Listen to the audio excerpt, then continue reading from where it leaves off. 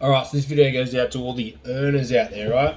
All the earners, all the people that go, I'm just always been good at making money. Yeah, sure you have. You'll hear me say often that there's only two ways you can put more money back into your pocket, and that is either earn more or spend less. Ideally, you do a bit of both, right?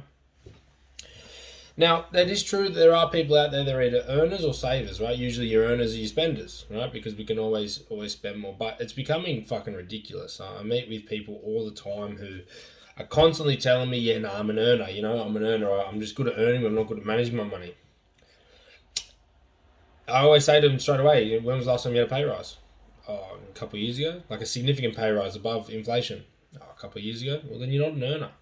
You're not an earner. If you have expenses pushing you to your absolute limit where you can't get ahead in your life in other areas, you can't invest, you don't have money left over, you're not a good earner. Because you're obviously just blown up your expenses way over what you can afford. You haven't gone and earned more to balance that out. So you're not an earner. You just got lucky and your skill set, whatever it is, gave you the ability to earn good money or whatever money you're on. But if you haven't increased that recently, then you're not an earner. So right now, just because you earn good money, you could be on 500,000. If you spend it all and you've been on 500,000 for 5 years, you're not an earner. You just got a skill set that warrants good income. An earner is someone that when they need to get cash, they need money, they can do it. They can do it. How do I know this? Because that's me, right? I'm an earner. You know, one of the best earners I've ever met is Dan Atkinson. When Dan come and sat down with me, right, and we all know Dan loves a bit of the lavish lifestyle, and we all do. That's our type of client. That's how he got going. And when we sat down and did his expenses, they were severely massive. One of my biggest expenses I've ever seen in a client. And he knew that. He's not going to get upset with me saying this. He knew that. And I said to Akko, bro, realistically, I think you should cut your expenses. I think it's a bit ridiculous. And he agreed, right? And we did work on managing it. But I said, more importantly, you're an earner. So if you go and earn this amount of money, that'll offset it. Within a couple of months, he was past that point. Gone, boom. Right? Went and earned that money. Right? First he did it with Pino, right? And this is how you know he's an earner. First he did it with Pino, turned Pino around and I shouldn't say turn around, wasn't going bad. I mean he leveled it up, right? Leveled up Pino, started making that money through Pino. Then lockdown hit. Didn't sit on his ass and cry about it and say, oh, it's just not alright.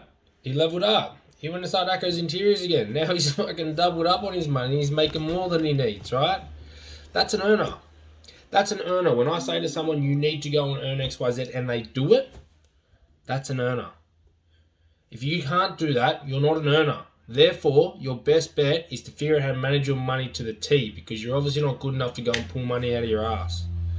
A couple of months ago, when I reinvested back in the business, Jem come across to me and said, babe, what's going on? I don't want to, we've been living pretty tight. We live on one income since I started the business. I wouldn't mind now that we got CJ to have a bit more money to do other things. No worries. 25 clients in 3 months, right? I went and turned it on. That's an earner. So stop sitting there and stroking your ego saying I'm an earner if you're not. If you can't find the money you need, not just because you're on good money doesn't mean you're an earner. If you are short of the money you need and you need to find it, that is what an earner will do. They'll go and find it. Another good earner, Damon Meany, great earner.